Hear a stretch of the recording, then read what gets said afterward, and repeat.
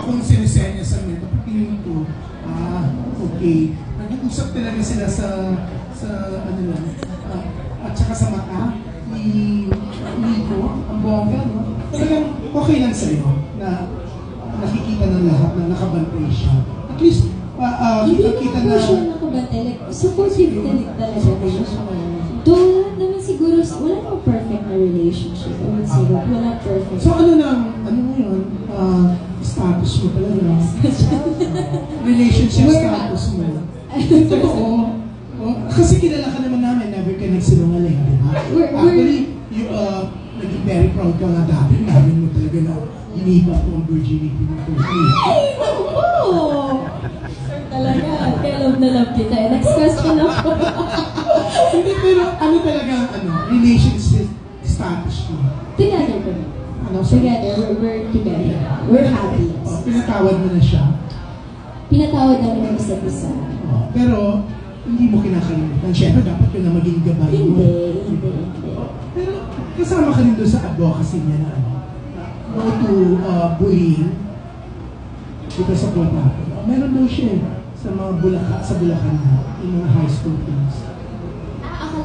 Yung post. Yes, yung gumagawa kasi siya ng new advocacy now. So, sinusupport ko siya. Like, dun sa mga bata sa Bulacan, nag-start kami sa Bulacan. So, ang ginagawa niya rin now, like yung sa no bullying.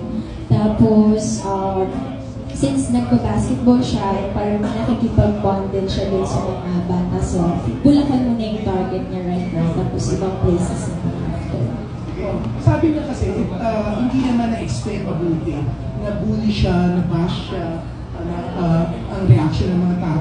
Hindi naging malinaw na yung cheating na yun, nung nagsisimula pala yung relasyon nyo, pero nung naging serious kayong dalawa, never daw siya mag-cheat sa'yo. Oo na yun. Lalo na kasi yung inalak na sa Canada, with the family. I love you so much. Maganda rin kasi yung na-explain, di ba? Kasi sabi niya, doon kasi mabilisan, hindi nagkaroon ng chance na tapos yun nga, puro bashing na hinabot niya, binuli-buli siya, hindi niya na-explain ng tama, di ba? Hindi nabigyan ng chance na ma-explain. And syempre yung mga tao, they would think naman kahit anong gusto sabihin nila, sasabihin nila sa'yo, lalo na we're in a public figure.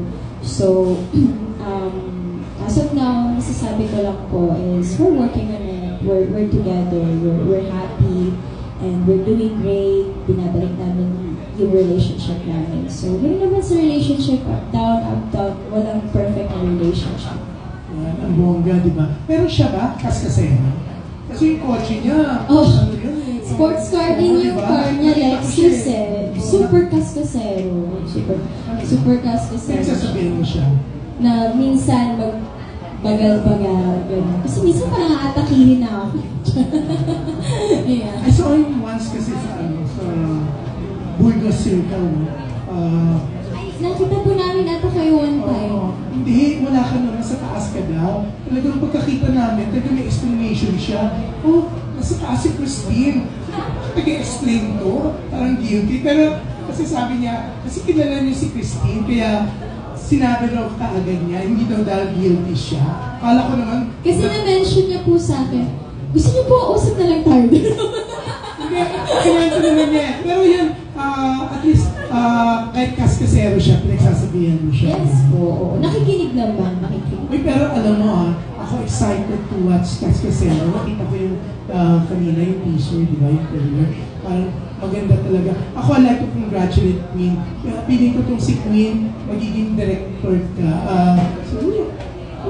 This year, next year, di ba? Kasi ang galing naman yan talaga, di ba? Mas maganda pa nga pag scriptwriter ka rin, ikaw yung director. Alam mo na yung mga eksenang hindi na dapat isama, di ba? Mas makakapit rin, di ba? Ang bongga. And back to you.